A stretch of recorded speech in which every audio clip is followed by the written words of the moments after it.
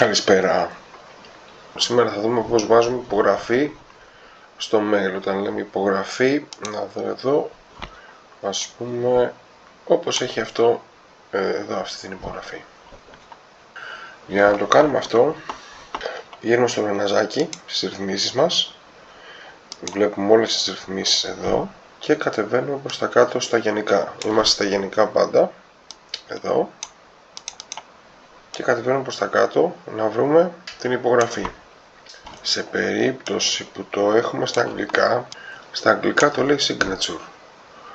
Οπότε για να φτιάξουμε υπογραφή, ονομάζουμε την υπογραφή μας. Αφού το δημιουργήσουμε έχουμε δύο περιπτώσεις. Στη μία περίπτωση απλά γράφουμε τις πληροφορίες που θέλουμε εδώ, με παράδειγμα το όνομά μου,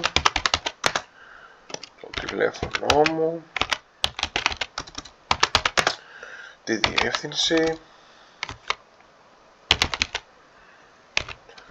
και ό,τι άλλα στοιχεία, και απλά βγάζει αυτά τα κείμενα που θα γράψουμε εδώ. Στην άλλη περίπτωση απλά μπορούμε να φορτώσουμε κάποια εικόνα που έχουμε φτιάξει ήδη. Για να φτιάξουμε τώρα ένα εύκολο, θα πάμε στο Canva, θα διαλέξουμε ένα πρότυπο. Ας πούμε ότι αυτό είναι το mail μας, το υπογραφή που θέλουμε. Ωραία. Download. Ωραία. Πηγαίνουμε πίσω στο mail μας. Από εδώ το insert image ψάχνουμε την φωτογραφία μας.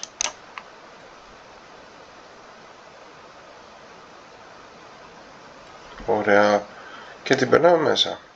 Τώρα, σε περίπτωση που το μέγεθος είναι πολύ μεγάλο και δεν μας κάνει, το επιλέγουμε, ένα κλικ.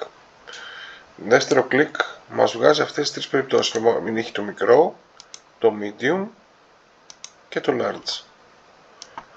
Αφού το επιλέξουμε στο μέγεθος που θέλουμε και κάνουμε ό,τι παραμετροποίηση θέλουμε, είναι έτοιμο.